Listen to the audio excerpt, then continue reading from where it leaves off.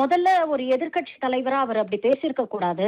என்னுடைய கண்டனங்கள நான் பதிவு பண்ணிடுறேன். யாரா இருந்தாலும் வந்து தவறாக பேசுறது, இந்த மேடை நாகரிகம் இல்லாம பேசுறது அப்படிங்கிறது வன்மையாக கண்டிக்கத்தக்கது. தட் செட் இது வந்து கொஞ்சம் தாவேகா தரப்புலேருந்து ரொம்ப ஓவர் ரியாக்ட் பண்றாங்களோ அப்படின்னு தான் தோணுது. ஏன்னா, நியாயமா இந்த மாதிரி ஆபாசமா பேசுறவங்களெல்லாம் அரெஸ்ட் பண்ணணும் அப்படின்னு பார்த்தீங்கன்னா, தாவேகா கட்சியைச் சேர்ந்த பெரும்பாலானவர்கள் இன்னைக்கு வந்து கைது பண்ணி நீங்க வந்து காவல்துறையில கொண்டு போய் ஜெயில்ல வைக்கணும். ஏன்னா நாங்க தொடர்ந்து அரசியல் விமர்சகர்கள் தொடர்ந்து சமூக வலைதளங்கள்ல நாங்க வந்து இந்த அரசுக்கு எதிராக எந்த ஆக்கப்பூர்வமான விமர்சனம் பதிவு பண்ணாலும் தாவேக ஆதரவாளர்கள் அப்படிங்கிற பேர்ல கட்சிக்காரங்க அப்படிங்கிற பேர்ல எவ்வளவு வக்கரத்தையும் வன்மத்தையும் பதிவுகளா போடுறாங்க அப்படிங்கறத தினம் தினம் நாங்க ஃபேஸ் பண்ணிட்டு இருக்கோம்.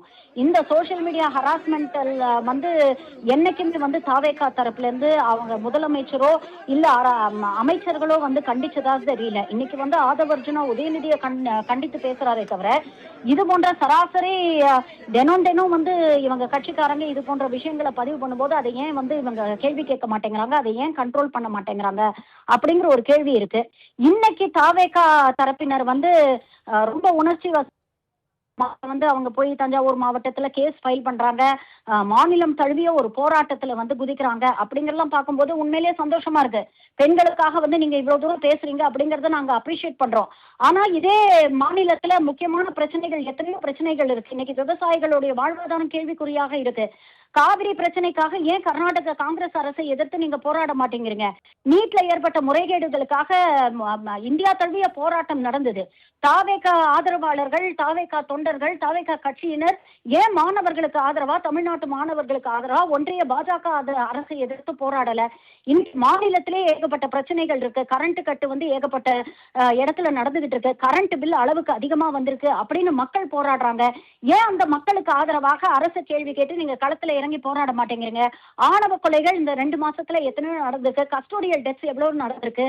இதற்கெல்லாம் ஏன் போராட மாட்டேங்கிறீங்க? இந்த மாதிரி ஆக்கப்பூர்வமான விஷயங்களுக்கு போராடாம இது போன்ற ஒரு விஷயத்த கையில எடுத்து இன்னைக்கு இதை நேஷன் லெவல்ல வந்து ஒரு டிபேட்டுக்கு உள்ளாக்குறாங்க ஊடகங்கள்.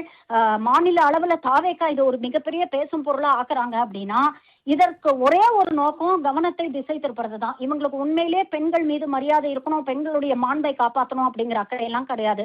இவங்க நேரடியாக நாளைக்கு சட்டமன்றத்துல உதயநிதி அவர்கள் வந்து மேகதாது பிரச்சனையை குறித்து கேள்வி எழுப்புவாரு, காவிரி நீர் பிரச்சனையை குறித்து கேள்வி எழுப்புவாரு, பட்ஜெட்டை தாக்கல் செய்ய போறாங்க. அதுல ஏகப்பட்ட விமர்சனங்கள் வரும். இதற்கெல்லாம் வந்து பதில் சொல்ல முடியாம இவரை தூக்கி உள்ள வச்சுட்டா இதை ஒரு பேசும் பொருளாக மாத்தி மக்கள் பிரச்சனையிலிருந்து கவனத்தை திசை திருப்புவதற்கான ஒரு முயற்சியில இவங்க ஈடுபடுறாங்க அப்படின்னு தோணுது. உண்மையான அக்கறையில இவங்க பண்ண மாதிரி எனக்கு சத்தியமா தோணுது. தொலைபேசி வாயிலாக உங்களுடைய கருத்துக்களை பதிவு செய்தமைக்கு நன்றி திருமதி ஷர்மிளா.